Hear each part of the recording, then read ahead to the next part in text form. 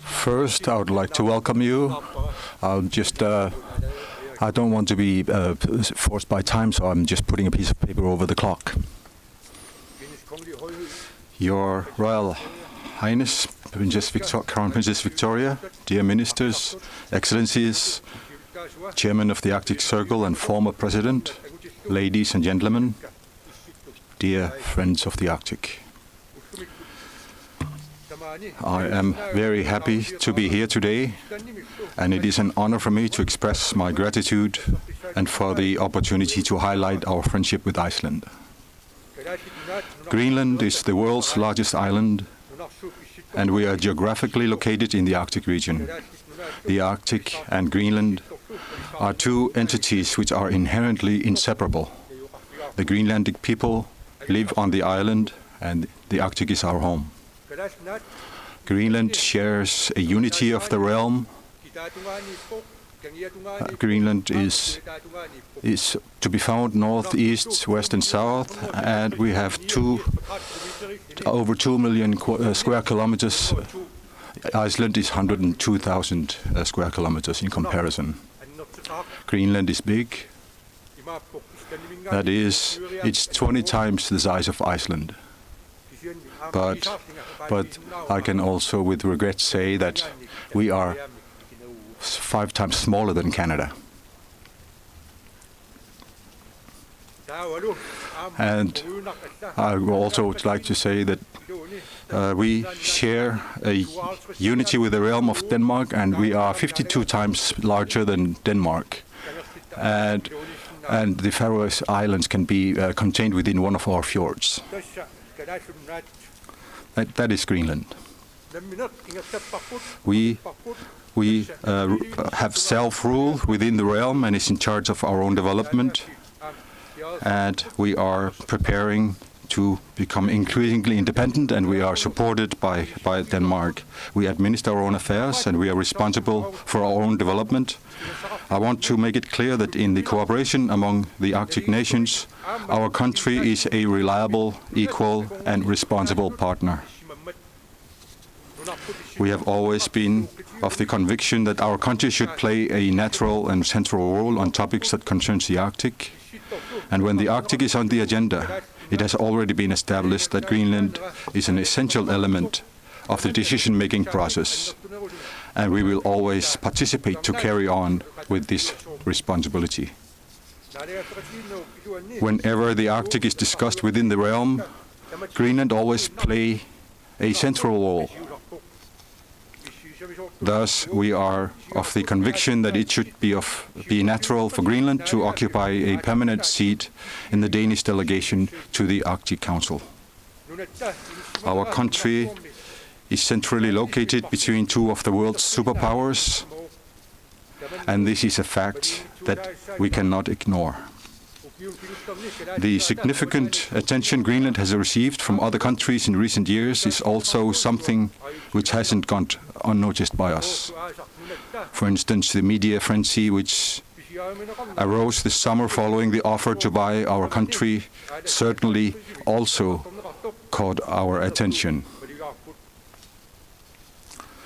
The offer to buy our country is a concept which is alien to us.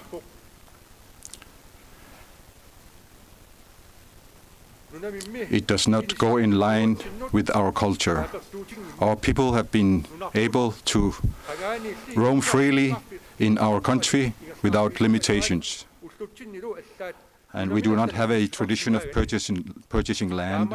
Instead, it is possible for the inhabitants to lease land in which houses can be built. Land is common property. And I could also, when we heard about the proposition of buying us, we stood as one nation and responded by saying our country is not for sale, but we are open for business. Greenland should be easily accessible. We find it important to cooperate and trade with our countries.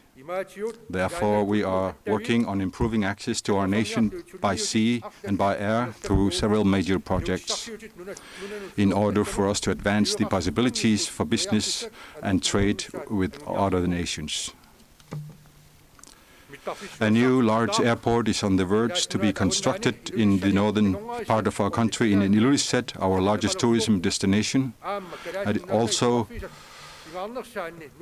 our capital in Nuuk is going to have a new larger airport, and in southern Greenland in Qaqortoq. In order to ease access by sea, we also have constructed a major container port in our capital, Nuuk. With this port, our products can be shipped directly and much faster to the countries we trade with. A reform in the transport infrastructure is crucial to development and trade.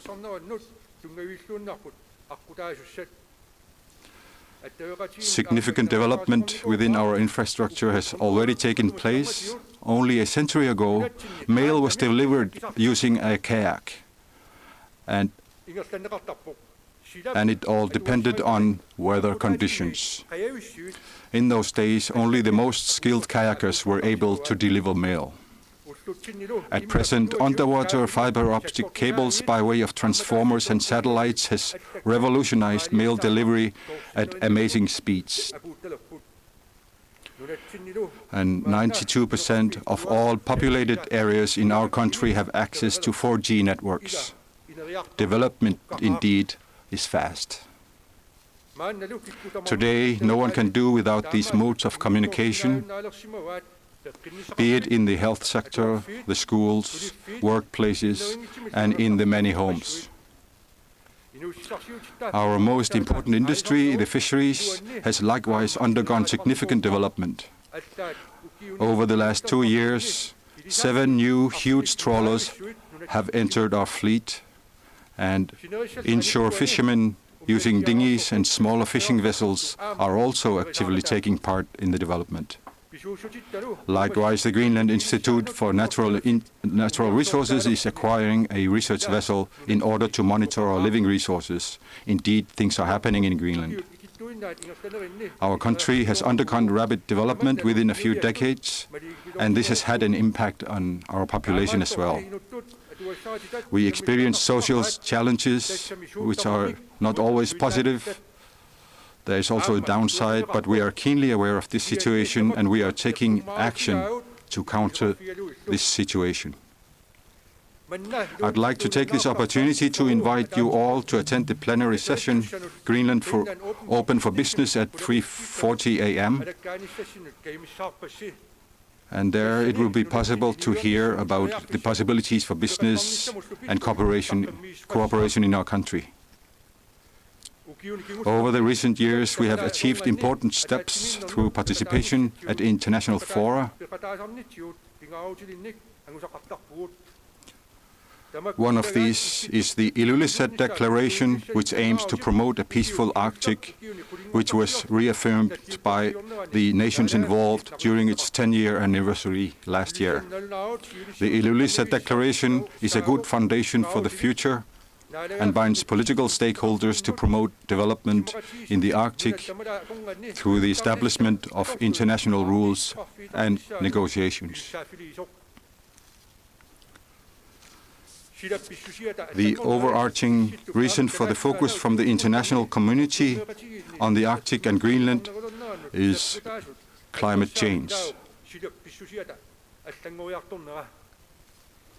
The effects of climate change have a direct impact on our everyday lives and to our way of life and to our culture. Our environment is visibly changing. Sea ice is no longer a guarantee during the winter, and the migration patterns of wildlife and fish to which we depend are changing, and it is increasingly difficult to predict the weather. Whenever we open fish and game that we catch from the sea, it becomes more frequent that we find plastic in their stomachs. What is worse, however, is the fact that the animals now also contain microplastics, which are invisible to the naked eye. As an example, research has been conducted on the northern fulmar, and There is evidence that 51% of these have microplastics in the birds. It has risen to 83% within a span of only a few years. And you can guess when all birds will contain microplastics. I would like to stress that it is the responsibility of all of us to take care of the environment. Wherever we may live, whether we are citizens or working in the government sector. We must keep in mind that we have borrowed this planet from our descendants. And they have been very vocal about this fact over the recent months. My government has adopted a plan to increase the use of clean energy until the year 2030 in order to ensure a responsible development in industry and supply. In order to achieve the objective concerning green energy, wherever it is possible in 2030, data will be collected concerning the potential for hydroelectric power, wind, turbines and solar energy in all populated areas over the next 4 years to determine whether this is possible to achieve this by 2030. Because we have 74 populated areas in Greenland, and they are dispersed over a large area. We have a 44,000 kilometers coastline, so it is indeed a challenge. The objectives in my government's plans for the energy and water supply sector, there is a central element of Greenland's climate action which contributes to the fight against global warming. Therefore, it is a global priority to stop man-made climate change in order to protect both the environment and ensure sustainable development. And then we have to bear in mind the Rio Declaration of 1992, and we are abiding by this decision. In recent years, increasing focus has been aimed at the Arctic and especially on Greenland.